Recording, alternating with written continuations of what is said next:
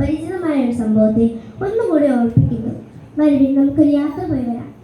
മഞ്ഞ് വീഴുന്ന ബത്ലഹേമിന്റെ ഒരു സുന്ദരമായ തെരുവീതികളിലൂടെ ഒരു സുന്ദര യാത്ര. ആ യാത്രയെ ശ്രദ്ധിച്ചു രണ്ടുപേരെ.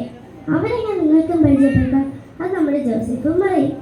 അവരെങ്ങോട്ടാണ് പോകുന്നത്? അത് ജോസഫിന് വിവാഹം നിശ്ചയിച്ചിരിക്കുന്നത് പ്രസവത്തിന് കാലം തുടങ്ങിയ മറിയുമായി.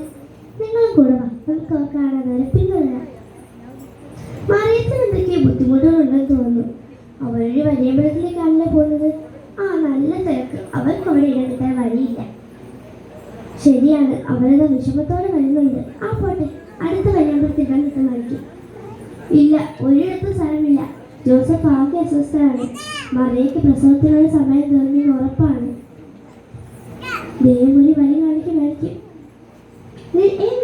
ഒന്നുമില്ല, അവരൊരു പശുത്തൊഴുത്തിൽ അഭയം പ്രാപിക്കാനുള്ള ശ്രമമാണെന്ന് തോന്നുന്നു. അതെ, അത് തന്നെയാണ് ശ്രമം. ഭാഗ്യം, അവർക്ക് അവിടെയെങ്കിലും ഇടം കിട്ടിയല്ലോ. അവിടെയാണെങ്കിൽ ഇപ്പൊ കുറച്ച് കളികളേ ഉള്ളൂ.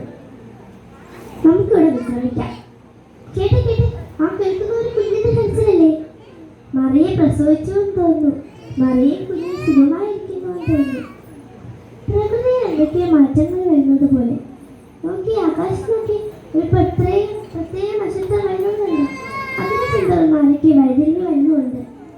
അവരെ കയ്യിൽ എന്തൊക്കെ വിശിഷ്ട വസ്തുക്കളുണ്ടല്ലോ. ഇവരാരെ കാണാൻ വന്നതായിരിക്കും? അങ്ങനെ വരട്ടെ. ജോസഫിന്റെയും മറിയനെയും പൈതലിനെ